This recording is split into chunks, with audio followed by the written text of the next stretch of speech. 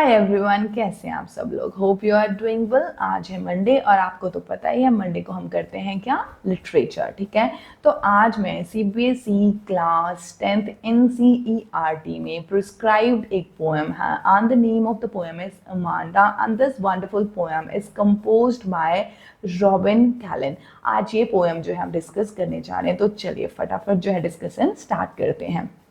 आपको पहले यहाँ पे बता देती हूँ, देखो ये जो पोएम है ना, इसमें कुछ लाइनें जो हैं, ठीक है, कुछ स्टेंजास जो है नॉर्मल लिखे हुए हैं और कुछ स्टेंजास जो है ब्रैकेट में लिखे हुए हैं। ठीक है, अब यहाँ पे बताती हूँ। देखो यहाँ पर एक छोटी सी लड़की है जिसका नाम है अमांडा। ठीक है, तो उसको कुछ ना कुछ इंस्ट्रक्शंस दिए जा रहे हैं। ठीक है, और वो जो इंस्ट्रक्शन है वो नॉर्मल लाइनें जो है वो लिखी गई हैं। ठीक है, उसके बाद आफ्टर लिसनिंग दोज इंस्ट्रक्शन जो अमांडा है वो क्या फील करती है ना, उसकी जो फीलिंग्स हैं, ठीक है, वो ब्रैकेट वाले स्टैंजास में लिखी गई हैं। आई बात समझ में। हमें यहाँ पर कोई क्लियर कट नहीं बताया जा रहा कि अमांडा को इंस्ट्रक्शंस कौन दे रहा है, लेकिन हम ये मतलब कि गेस करते हैं कि मे बी उसकी मदर हैं जो उसको क्या है ये सारे इंस्ट्रक्शंस दे रहे हैं। तो चलिए फटाफट जो है डिस्कशन स्टार्ट करते हैं। Don't bite your nails, Amanda. Don't hunch your shoulders, Amanda. Stop that slouching and sit up straight, Amanda. अब देखो फर्स्ट स्टेंजा में क्या कहा जा रहा है। अमांडा एक छोटी सी लड़की है, मे बी वो अपने नेल को बाइट कर रही हो, तो उसकी मदर जो है वो क्या कह रही है, डोंट बाइट योर नेल्स, अपने नेल मत खाओ अमांडा, अपने शोल्डर्स को हंच करके मत बैठो। ठीक है, ऐसे मोड़ मोड़ के मत बैठो। ठीक है, उसके बाद इस तरीके से लिट लिट के मत बैठो, स्ट्रेट बैठो, ताकि तुम्हारा जो बॉडी पोस्चर है वो क्या रहे, अच्छा रहे। लेकिन हमारी अमांडा जो है अपने ख्यालों में खोई हुई है, और अमांडा देखो क्या सोच रही है, there is a languid emerald sea where the solo inhabitant is me, a mermaid drifting blissfully. अब यहाँ पर देखो क्या कहा जा रहा है, जो अमांडा है वो क्या सोच रही है कि काश ऐसा होता कि एक ग्रीन कलर का सी होता, बहुत ही खूबसूरत शांत श्री होता। ठीक है, और वहां पे अकेली इनहैबिटेंट और वहां की रहने वाली अकेली मैं होती, और काश मैं क्या होती, एक मर्मेड होती, एक जल परी होती, और मैं जो वेव्स हैं, ठीक है, वेव्स के साथ साइलेंटली मूव करती रहती, और मुझे कोई नहीं कहता ऐसे बैठो वैसे बैठो नील मत कटो। ठीक है ना, ऐसा कोई भी नहीं कहता। आई होप कि आपको ये दो स्टैंजास जो हैं वो अच्छे तरीके से क्लियर हो गए होंगे। वेरी गुड, नेक्स्ट देख लीजिए। नेक्स्ट थर्ड स्टैंजा में अगेन इंस्ट्रक्शन है। ठीक है, क्या कहा जा रहा है, did you finish your homework Amanda, did you tidy your room Amanda, I thought I told you to clean your shoe Amanda. अब यहाँ पे अगेन इंस्ट्रक्शन दी जा रही है। सबसे पहले पूछा जा रहा है, तुमने अपना होमवर्क कर लिया, तुमने अपने रूम को साफ कर लिया, तुम्हें मैंने अपने जूते जो हैं उसको भी कहा था कि क्लीन कर लेना अमांडा, तुमने ऐसा कुछ किया, ऐसा कुछ किया या नहीं किया। अमांडा हमारी किसी की नहीं सुनती, अमांडा जो अपने ख्यालों में खोई है, और अमांडा देखो क्या सोच रही है, I am N orphan roaming the street, I pattern soft dust with my hustle bare feet, the silence is gold, the freedom is sweet। अब यहाँ पे देखो जो हमारी अमांडा वो क्या सोच रही, काश ऐसा होता कि मैं क्या होती, ऑर्फन होती, अनाथ होती, गलियों में घूमती रहती। ठीक है, मैं पैरों में चप्पल भी नहीं पहनती, और बिना चप्पल के मतलब नंगे पैर जो है वो मैं मिट्टी पे चलती, डस्ट पे मैं पैटर्न्स बनाती अपने पैरों से, और वहां पे जो साइलेंस होता, शांति होती, वो कैसी होती, गोल्डन होती। ठीक है, और फ्रीडम कैसी होती, स्वीट होती। आई बात समझ रहे हो, मतलब मम्मी जो है इतने इंस्ट्रक्शंस दे रही हैं, भैया होमवर्क किया नहीं किया, रूम साफ किया नहीं किया, ठीक है, जूते पॉलिश किए या नहीं किए, तो वो कहते दफा हो। ठीक है, इससे अच्छा तो क्या होती मैं, ऑर्फन होती, अनाथ होती, कोई कहने वाला ना होता, गलियों में जो है वो घूमती रहती। ठीक है, चप्पल भी नहीं पहनती। आई बात समझ, जूते साफ करने पड़ते हैं, चप्पल ही ना पहनती, काम ही निबड़ गया है ना। उसके बाद वो साइलेंस होता, उसके बाद फ्रीडम होती, मुझे कोई कुछ नहीं कहता।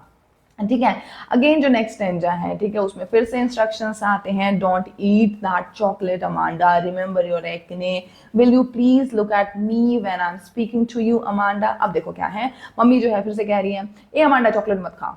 ठीक है, तेरे को याद है, तेरे को पिंपल हो गए थे, एक्ने इज व्हाट, पिंपल। ठीक है, तुम्हें एक्ने हो गए थे, कितना पेन हुआ था, फिर से चॉकलेट खा रही हो, फिर से ऐसा हो जाएगा वैसा हो जाएगा। ठीक है ना, उसके बाद उसको देखो, बच्चों की आदत क्या होती है कि जब उसको डांटने लगो ना तो वो हेड डाउन कर लेते हैं, वो बिल्कुल भी मम्मी की तरफ नहीं देखते। ठीक है, तो उसकी मम्मी जो है वो क्या कह रही है कि मेरी तरफ देखो, I am talking to you ना, look at me, why are you not looking at me, इस तरीके से उसको इंस्ट्रक्शंस दे रहे हैं। ठीक है, और अमांडा ओ कहते मम्मी फिर शुरू हो गई। ठीक है, फिर वो क्या है, इमेजिनेशन करती है, वो क्या चाहती है I am Rapunzel, I have not a care. Life in a tower is tranquil and rare. I will certainly never let down my pride.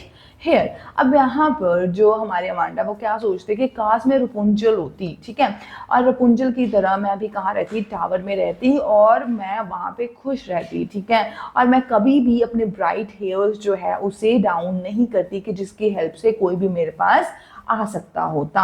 अब रपुंजल की स्टोरी तो पता ही है तुम्हें। रपुंजल क्या थी, एक बहुत ही खूबसूरत सी प्रिंसेस थी, उसके ब्राइट हेयर्स थे, बहुत ही लॉन्ग हेयर्स थे, और उसको एक जो चुड़ैल है उसने ना एक तार में जो है वो कैद करके रखा हुआ था, ठीक है, तो वो क्या करती थी, अपने जो बाल हैं उसको नीचे ड्रॉप करती थी, तो बिकॉज ऑफ दैट रीजन जो उसका मतलब कि जो उसका, आप क्या बोलूँ, जो उसका बेबी सोना है, ठीक है, वो उसके हेयर्स की हेल्प से टावर में उसको मिलने चला जाया करता था, ठीक है। तो यहाँ पर जो ये हमारे अमांडा है, शी वॉज थिंकिंग कि अगर मैं रपुंजल होती ना तो मैं बहुत ही खुश होती कि मैं टावर में अकेली रहती, मेरे को इतना सुनना नहीं पड़ना था, उसके मैं कभी भी अपने ब्राइट हेयर्स जो है वो नीचे नहीं करती, सो दैट कि with the help of that hairs कोई भी मेरे पास आके मुझे मिल सकता था। अब देखो, जो अमांडा है वो क्या पढ़ रही है, रपुंजल पढ़ रही है, ठीक है, मर्मेड की स्टोरीज पढ़ रही है, तो इससे हम इमेजिन कर सकते हैं पिंपल आ रहे हैं, ठीक है, तो हम ये इमेजिन कर सकते हैं ना, सी इज 12 और 13 ईयर्स ओल्ड, ओके।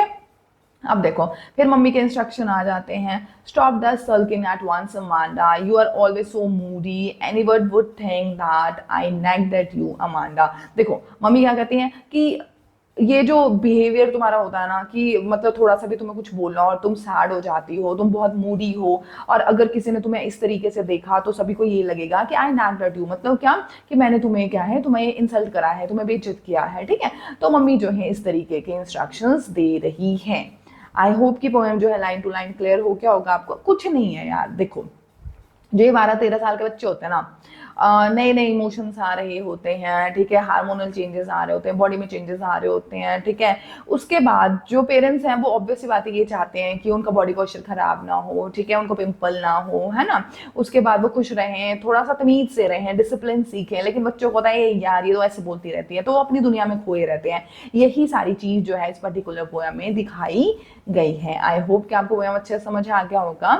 अगर पोएम अच्छी लगी, ठीक है, और लगा कि माम के पास आके आज कुछ समझ आया, कुछ नया सीखा है, ठीक है, तो वीडियो को लाइक कीजिएगा, उसके बाद शेयर कीजिएगा, और लगे माम अच्छा पढ़ाती हैं, जो पक्का पढ़ाती हैं मुझे पता है, ठीक है, तो अपने मियाँ मिठू बन रही हूँ, बट कोई बात नहीं, I think I am able to help you. तो आप इस वीडियो को मतलब कि लाइक करना, शेयर करना वो तो बता ही दिया था, और हाँ, चैनल को सब्सक्राइब करके बगल की जो बेल आइकन है उसको प्रेस कर लेना, ताकि when ever I will upload any video तो नोटिफिकेशन आपके पास सबसे पहले चली जाए। चलिए मिलते हैं हम आपको नेक्स्ट वीडियो में, तब तक के लिए हंसते रहिए, मुस्कुराते रहिए, अपने आसपास के एरिया को साफ सुथरा रखिएगा। Bye bye, take care, have a good day.